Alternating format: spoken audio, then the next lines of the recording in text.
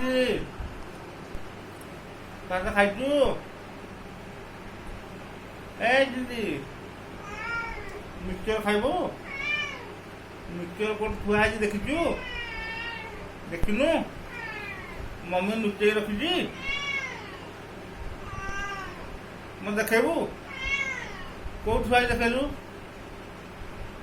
ହଁ ଚାଲ ଯିବା, ଚାଲ ମିକ୍ସଚର କୋଉଠି ଥୁଆ ଦେଖିବା। କାଇଁ